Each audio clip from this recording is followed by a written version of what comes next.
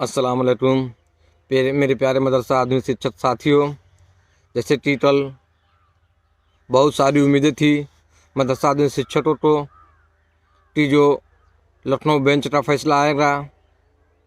बहुत सारे शिक्षक कल से ही काफ़ी उत्साहित थे, लेकिन अंततः उनको फिर से एक बार शाम को निराशा ही हाथ लगी और बहुत से शिक्षक साथियों का फ़ोन आता रहा।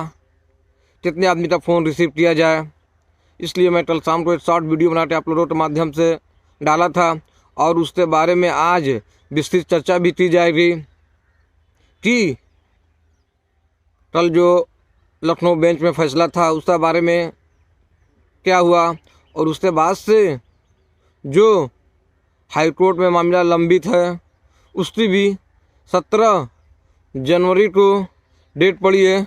उसके बारे में भी विस्तृत चर्चा की जाएगी, वो भी प्रूफ के साथ। आप लोग वीडियो के लास्ट तक ले और अंत तक ले बने रहें। प्लीज़ आप लोग से मेरी रिक्वेस्ट भी रहती है कि आप लोग जितने भी मदरसा आधुनिक शिक्षक हैं उनसे सिर्फ मेरी गुजारिश है कि आप लोग एक्टिव होइए, जागरूक होइए और समझिए कि क्या हो रहा है हमारे साथ। तो कल स्क्रीन पे देख लीजिए आप लोग, ये जो लखनऊ बेंच का जो फैसला के बारे में डिस्कशन की जा रही थी, क्या हुआ क्या नहीं हो रहा। तो आज मैं आपको बता दे रहा हूँ कि ये जो एमास के राष्ट्रीय अध्यक्ष जनाब एजाज साहब द्वारा एक 12 जुलाई 2023 को पोस्ट आया था। 12 जुलाई 2023 को पोस्ट आया था, ये देख लीजिए, आप लोग पढ़ भी लीजिए। अजीज साथियों, जैसा कि आप जानते हैं कि माननीय इलाहाबाद हाईकोर्ट की लखनऊ बेंच ने रिट करने वाले 410 मदरसा आधुनिकीकरण शिक्षकों को राहत देते हुए 4 हफ्ते में मदरसा आधुनिकीकरण शिक्षकों का मानदेय भुगतान करने का आदेश दिया है। ये कब का है? ये है 12 जुलाई 2023 का आदेश। मेरे प्यारे शिक्षक साथियों, आज लगभग 1.5 साल हो रहे हैं। कमियाँ कहाँ थी, गलतियाँ कहाँ थी, इसके बारे में भी आप लोग को विस्तृत चर्चा करना चाहिए था। 1.5 साल हो रहे हैं आदेश पे आए हुए, लेकिन इतने लंबे समय के बाद, मुकदमे छोड़ देने के बाद, फिर लास्ट में गए मुकदमे लिस्टिंग करवाएं, फिर मुकदमे से पर भी ठीक से नहीं हो पा रही है, जिस कारण मदरसा आधुनिक शिक्षकों को हार का सामना करना पड़ रहा है। और इसका मतलब ये है कि एक बार फिर से वही खेल किया जाए जो खेल शुरू में यानी स्टार्टिंग में किया गया था।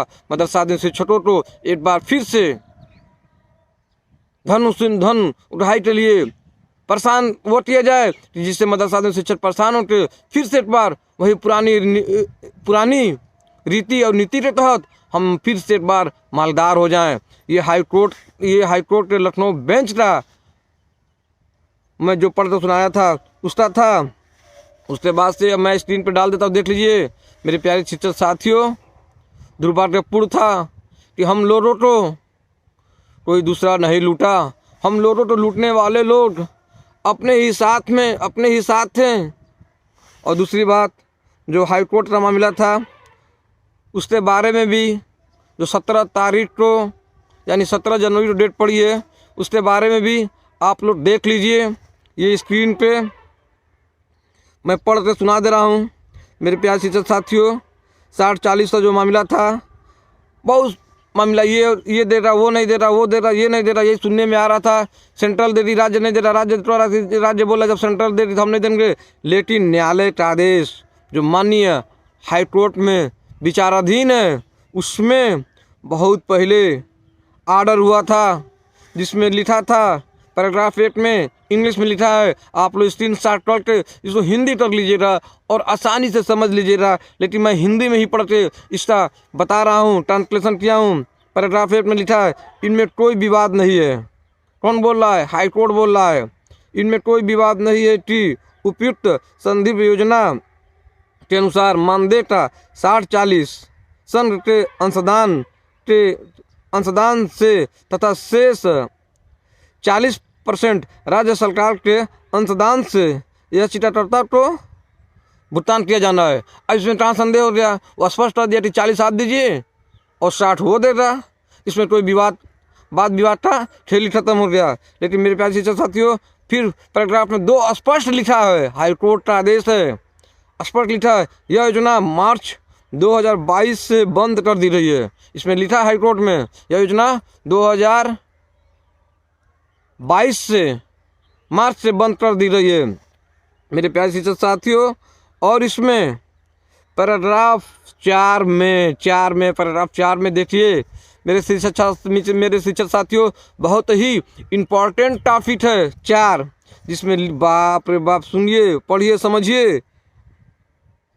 पैराग्राफ 4 में क्या लिखा है? पैराग्राफ में 4 में लिखा है, इसलिए यह निर्देश दिया जाता है कि राज्य प्रतिवादी आज से जिस दिन ऑर्डर हो रहा है उस दिन से 8 सप्ताह के अवधि के भीतर संबंधित याचिकाकर्ताओं को प्रार्थना के अनुसार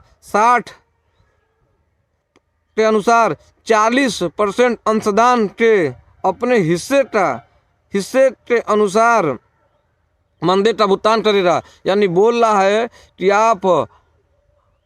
आप 8 सप्ताह के भीतर राज्य सरकार से 40% अपना भुगतान करिए। राज्य सरकार को आदेश दिया जा रहा है 40% अंशदान का भुगतान करिए, तो भुगतान करेंगे, लेकिन मार्च 2022 के बाद नहीं। लेकिन बोल रहा है मार्च 2022 के बाद आपको भुगतान नहीं करना है। तो मेरे प्यारे शिक्षक साथियों, आज कितने लंबा समय ये ऑर्डर करता है। ये ऑर्डर देखिए, आदेश दिनांक 13/2/2024 का यह हाईकोर्ट का ऑर्डर है। हम लोग का फैसला पक्ष में आया था, लेकिन मेरे प्यारे शिक्षक साथियों, इस मामला को इतना लंबित किया गया जिससे मदरसा आधुनिक शिक्षकों की जिंदगी के साथ खेला गया, ना कि बर्बाद किया गया। मदरसा आधुनिक शिक्षकों के साथ जिंदगी से खेल किया गया और इनकी जिंदगी को बर्बाद किया गया। ये ऑर्डर है 13 फरवरी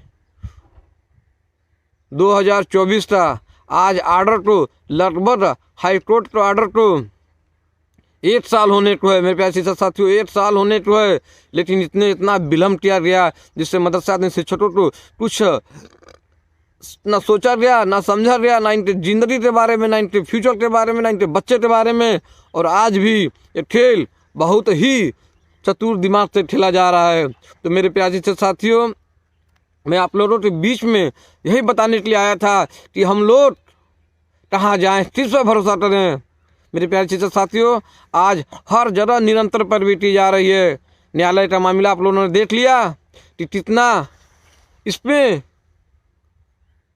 खेल खेला गया। और आज एकता टीम के राष्ट्रीय अध्यक्ष जनाब सिकंदर साहब बाबा लखनऊ में निरंतर पैरवी कर रहे हैं। लेकिन मेरे प्यारे शिक्षक साथियों, मैं हमेशा कहता आया हूँ और आज भी कह दे रहा अपने वीडियो में कि जनवरी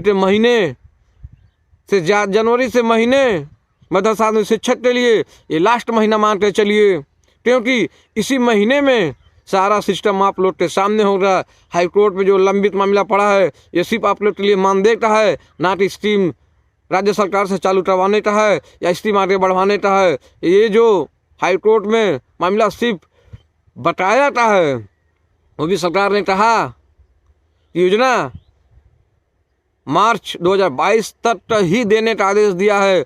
तो मेरे प्यारे शिक्षक साथियों, बहुत ही गंभीर मामला है ये। और दूसरी बात कि जब ये इतनी पैरवी की जा रही है लखनऊ में सिकंदर बाबा द्वारा, तो मैं जनवरी के महीना इसलिए कह रहा हूँ कि जनवरी के महीने में कैबिनेट की बैठक होनी है। और ये बैठक की तिथि 20 तारीख से ज़्यादा नहीं जाएगी, 16 यानी 16/4/20, 16 से 20 के अंदर कभी भी कैबिनेट की बैठक हो सकती है। और मदरसा आधुनिक शिक्षकों की हम लोग कहते चले आ रहे हैं, सुनने समझने से, जहाँ तक हम लोग को विचार सुनने समझने से हम लोग को मालूम चला कि मुख्यमंत्री जी के टेबल के पास फाइल जा चुकी है। अगर कैबिनेट की बैठक में प्रस्ताव में मोहर लग गई तो मदरसा आधुनिक शिक्षकों को 25-26 का बजट भी आवंटित किया जाएगा। लेकिन मेरे प्यारे शिक्षक साथियों, अगर कैबिनेट की बैठक में मदरसा आधुनिक शिक्षकों को मोहर न लगी तो फिर समझिए लड़ाई एक बहुत मीलों क्रूज दूर चली जाएगी और फिर से एक लंबा संघर्ष करना पड़ेगा और फिर एक लंबा संघर्ष के बाद कुछ होने की उम्मीद लगेगी। मेरे प्यारे शिक्षक साथियों, इसीलिए मैं आप लोग के बीच में आता हूँ।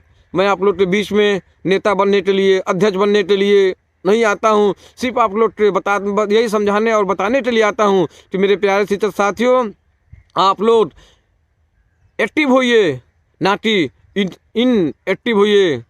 तो मेरे प्यारे शिक्षक साथियों, अगर आप लोग को कोई भी सुझाव, कोई भी कमेंट करना हो तो प्लीज़ मेरा कमेंट बॉक्स में आप लोग अपनी अपनी राय और प्रतिक्रिया देते कोई भी सवाल, any question ask to me, यानी कोई भी सवाल आप लोग हमसे पूछ सकते हैं बिना हिचक, बिना झिझक। इंशाअल्लाह मैं आप लोग को सारी जानकारियाँ आप लोग को देता रहूँगा।